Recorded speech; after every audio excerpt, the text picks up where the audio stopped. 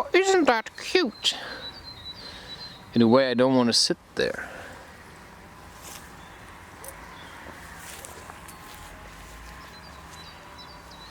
But somehow I have an advantage here.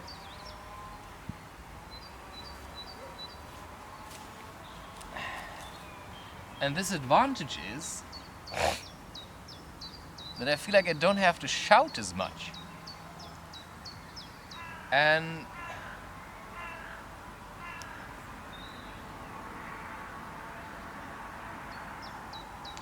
like,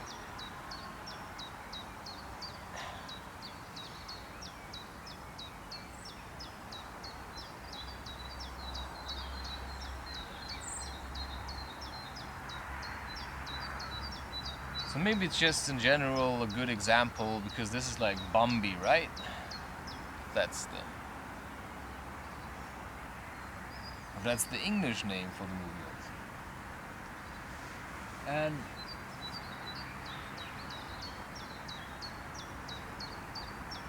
it's just about discovering your playful side again.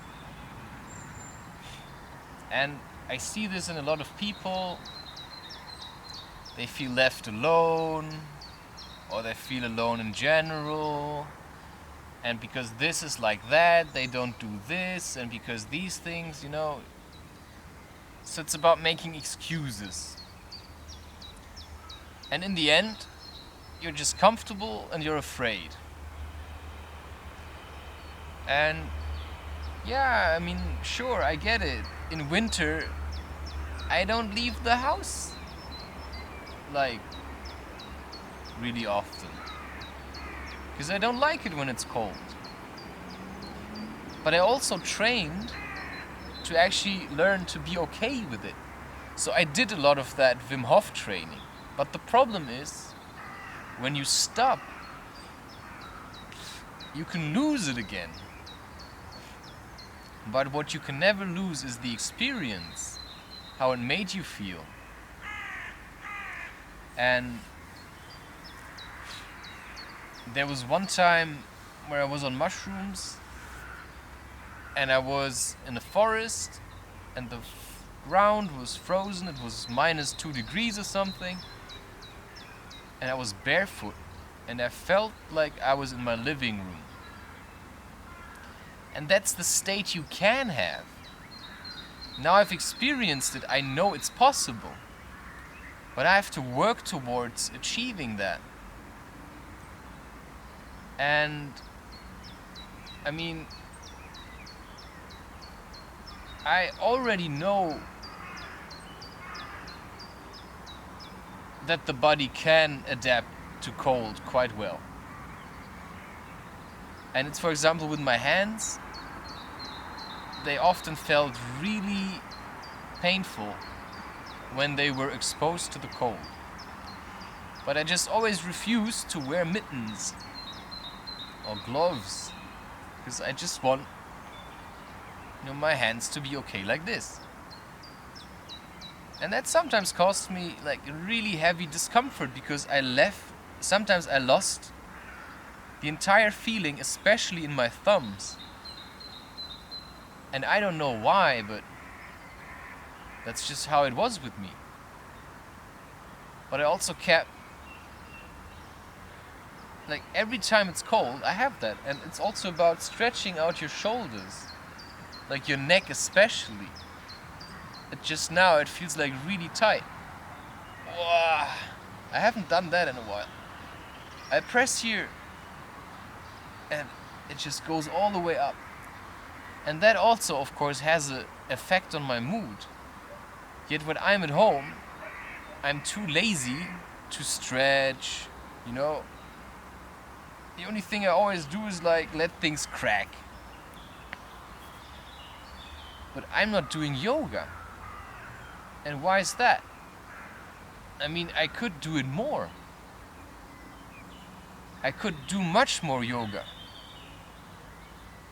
But I never do it because I'm too lazy. Because then I rather sit around or I do whatever. You know, it would take me maybe 10 minutes per day, 20 minutes per day. But it's really uncomfortable. And that's why I dislike it. It's uncomfortable because I never do it. And then when I do it, I'm so stiff that there's so much energy not flowing that I have to go through that discomfort at first. And yeah, maybe I will start again. But usually as soon as I'm home, I forget. And why do I forget also? Because it's not a habit. Such as working wasn't a habit for me. Writing books wasn't a habit. Making videos wasn't a habit. Also these drawings wasn't a habit. And now I just do it. So actually all I have to do is make it a habit. Because now I've worked every day. So why don't I just do yoga every day as well? But then always comes the question like, when do you want to do it? For example, if you say every morning, then maybe there's one morning where you can't do it because you spontaneously have to do something. And then you have your excuse, oh, now you left it once, now you don't have to do it anymore. So, you don't have to do like real asanas in yoga. I just do intuitive stretching. That's already better. But maybe if you have one asana, you know what to do. And now for me, I never have any guide, this is what you need to do, so I just do nothing. If I would know every day I just do this one, maybe that would be easier. But I don't think so, because usually I don't like doing the same stuff over and over again. That's why I always like to introduce change. Now the same that I'm doing with my work, I like to change things. So maybe it would be better to just continuously do intuitive stretching. And then rather do it in the evening, because for me the mornings, I think the evening would be better. So you just can think about these things and then make a plan. When do I want to do it? How do I want to do it? But also look at the benefits that it can have for you. And maybe look at different styles of yoga. Like I always fancied Ashtanga yoga, but somehow somebody said once to me, that wouldn't be for me, but I actually think it's the opposite, because I like because I like also working out. So, and that's like a mixture. It's like a mixture between working out and... But the reason why I don't like it, maybe it looks a bit fancy, but why should I care about that? Like, I shouldn't care. But that's sometimes that. Then some people, they do yoga and they feel like they're better than others. But that's just their problem, isn't it? I've already trained. I know how to do things for myself. That's why, yes, these videos are about sharing. But of course they also serve the purpose of helping me also get the things that I want, because that's how it should be in a society. We help each other. It's like value for value, right? And that's why I'm a believer in donations, but yeah, also then of course writing books. So you pay something, you get something. You get something, maybe you give something. It's not just about receiving. And yet in my YouTube videos I stopped saying that I want donations, because I only want people who are actually interested in me. If somebody checks out my website and they feel, oh, you can actually donate there. In a way, asking for it on YouTube doesn't really feel right. I don't know why. But that's just how it is. It's just decisions you have to make. Because it shouldn't be just about the money, and that's why I don't do it. I don't want to do things just for the money. Nobody should feel like, oh, I'm watching this, now I have to donate. No. It's for free. Just use it. If you feel like giving something back, you can. But it's not mandatory or something. I'm not going to be pissed. And if I would be pissed, then it's my job to work with that and understand, why am I pissed?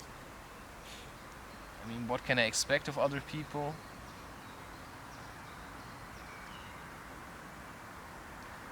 Yeah, And I think that's just then what's going on,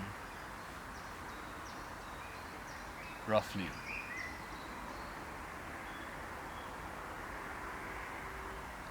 And I think I'm going to check out another place.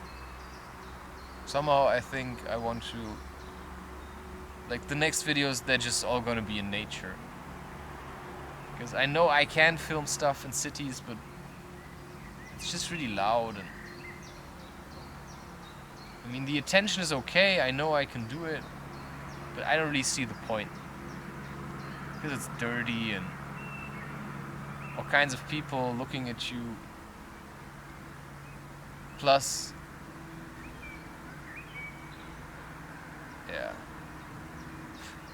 we'll see about it another time if you see me talking in cities again.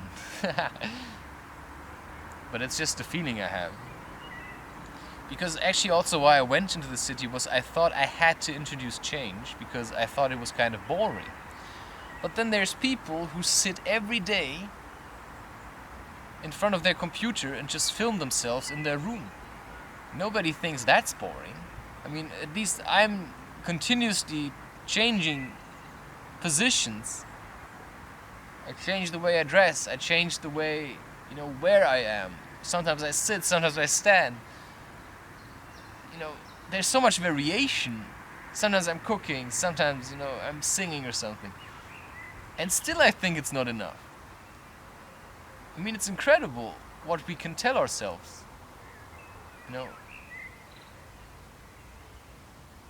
And then in the end, of course, it should be about what I like to do. And I like to be in nature doing these things. And sometimes in my room, but right now my room is just dirty. And it's gonna stay dirty until I clean it. That's a fact. And right now, I use my dirty room as an excuse to also leave the house, because it just feels terrible to be at home. I mean, not just the room itself, but also just being there. I'm rather here. I don't like to be at home.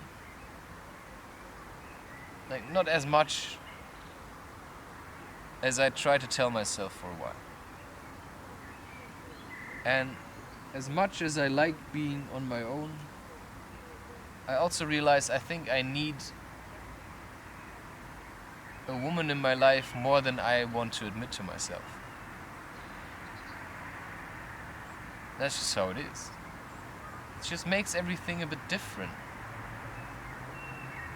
And that's why you should work on that, to not be angry at your wife all the time. Because she has the potential to make your life really awesome. But she also has the potential to make it a living hell. That just depends on you. What you think you deserve. And I realized I never thought I deserved anyone in my life that would love me. Because I just was convinced that I'm really shit. Despite all the stuff I already did, this is like something that was rooted, was or is, really deep inside of me. And it takes a lot of effort and work to get something like this out of yourself. Like, these roots can spread like really deep. Cheers.